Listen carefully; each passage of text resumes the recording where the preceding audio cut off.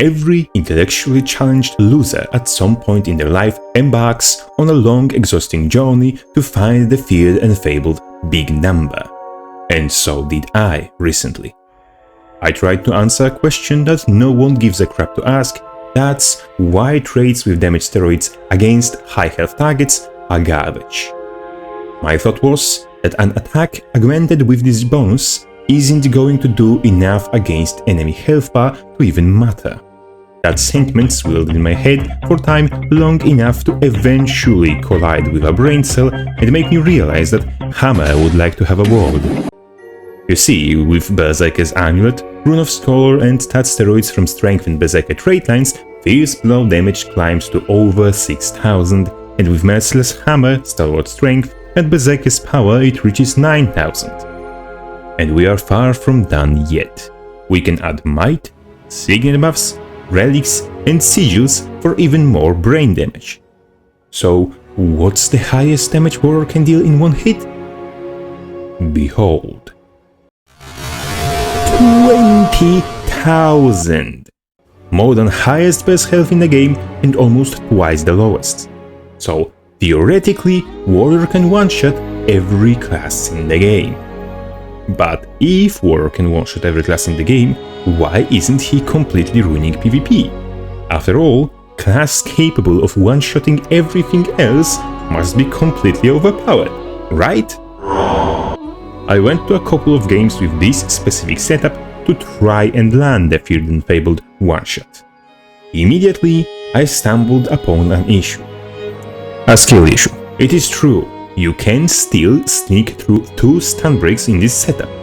However, you need both of them to perform the combo. So you have to avoid every CC skill thrown your way, even those you cannot see. You also have no cleanse, so you have to avoid every condition that exists.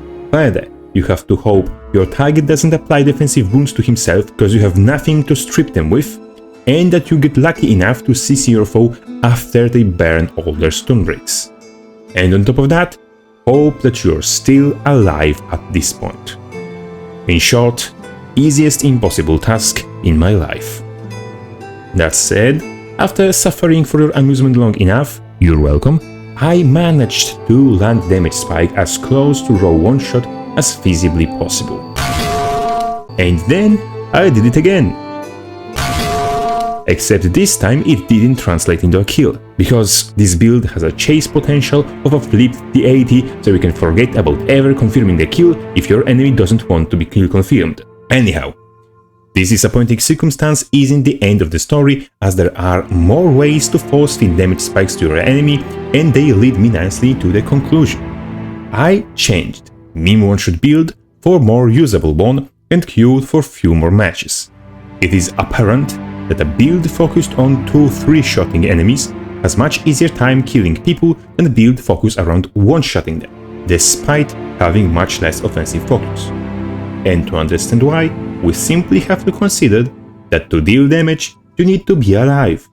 Being alive in a fight directly correlates to dealing damage, and therefore, builds that have easier time staying alive also have easier time dealing damage.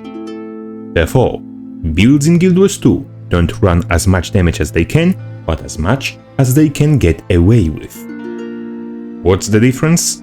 Well, dealing damage and getting kills is an insidious plan that requires you to be alive for some time. You have to first ensure that you will be alive for the time necessary to execute said plan, and that's the baseline you have to account for. On top of that, you have to make sure you won't get blinded, weakened, crippled, immobilized, stunned, or just blasted either, and you will need some utility for each of these. You can't just roll your way around everything flying your way or cower behind a shield forever. You come pre-equipped with just 2 dodges and blocks have cooldowns. It's no Soulsborne. Your defenses are strictly finite and panic rolling gets you nowhere.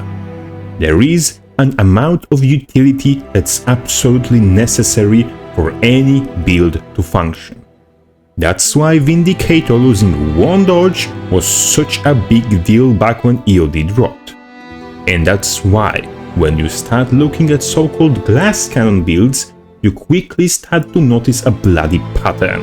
Dragon Hunter and Willbender have their respective virtues of resolve and courage, with additional mention of focus being often utilized on Guardian power builds.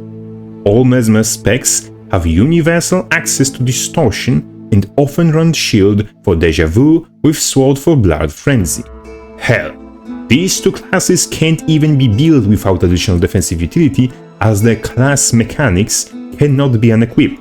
All the while classes that don't have defenses irremovably built into their mechanics have it built into weapons themselves.